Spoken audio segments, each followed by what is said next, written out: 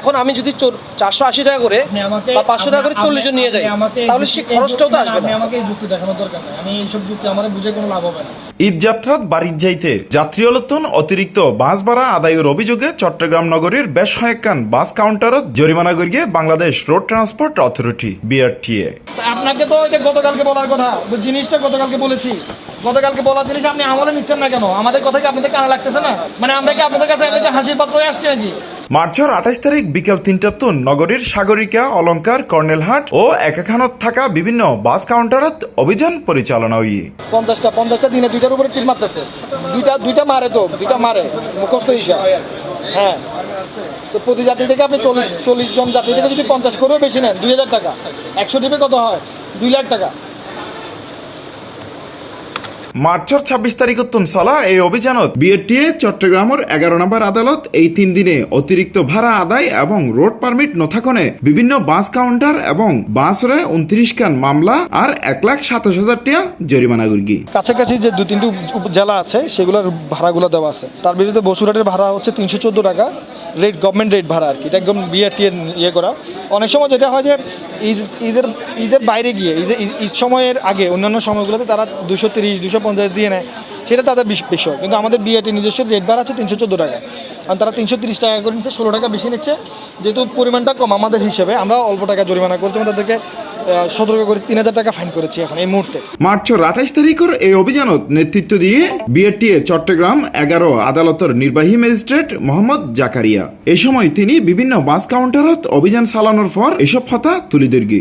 তো আমরা এখন পর্যন্ত 24টি মামলা 1,18,000 টাকা বিভিন্ন অপরাধে আমরা অর্থদণ্ড আদায় করেছি। তার মধ্যে যেটা বিবেচ্য বিষয় ছিল সেটা হচ্ছে যাত্রীদের থেকে অতিরিক্ত ভাড়া আদায় করা। আমরা তারই প্রেক্ষিতে গত পরশুদিন আমরা জোনাকি পরিবহন এবং শাহী পরিবহনকে 20,000 টাকা করেছি এবং আজকেও সেম একই ঘটনা পুনরাবৃত্তি ঘটানোতে আমরা তাদেরকে আবারও আজকে 20,000 টাকা জরিমানা করেছি এবং যাত্রীদের থেকে যে এক্সট্রা যে ভাড়া যেটুকু নিয়েছে সেটা তাদেরকে ফেরত দিয়েছে এবং দেওয়ার জন্য নির্দেশনা আমরা দিয়েছি।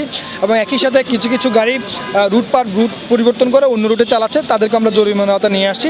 তো আমরা আশা করব আগামী যে দিন মানে ঈদের আগ পর্যন্ত আমাদের এই অভিযান অব্যাহত থাকবে এবং আশা করব যে আমাদের যে যাত্রী ভাইরা যারা আছেন, যারা ঈদ উপলক্ষে বাড়িতে যাবেন এবং খুব নির্বিঘ্নে এবং কোনো ধরনের ঝক্কি ঝামেলা ছাড়াই তারা বাড়ি যেতে পারবেন এবং যাতে কোনো ধরনের অতিরিক্ত ভাড়া যাতে তাদের গুনতে না হয় সেদিকেও আমরা সচেষ্ট আছি। আমাদের এই অভিযান নিয়মিত অব্যাহত আছে এবং অব্যাহত থাকবে। ঈদ উপলক্ষে বা বিভিন্ন অজুহাতে যেসব যাত্রী অলতন বেশিটি আদায় করি তা আবার তারার হাতে তাৎক্ষণিক ফেরত দিবলাই নির্দেশ দিয়ে এই ম্যাজিস্ট্রেটে এবং বাস কাউন্টারে এসব টিয়া ফেরত দিয়ে। এখন আমি যদি 480 টাকা করে বা 500 টাকা করে 40 জন নিয়ে যাই, তাহলে সেই খরচটাও তো আসবে না। আমাকে এই যুক্তি দেখানোর দরকার নাই, আমি এইসব যুক্তি আমার বুঝে কোনো লাভ হবে না।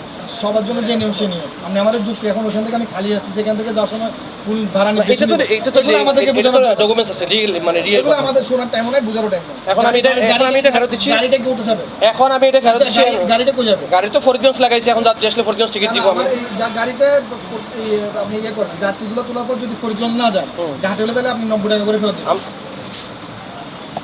আমরা আপনাদের ব্যাপারে অবজারভেশনে নিচ্ছি, আমরা আপনাদের রুট পারমিট ফরিদগঞ্জ বাতিল করে দিব।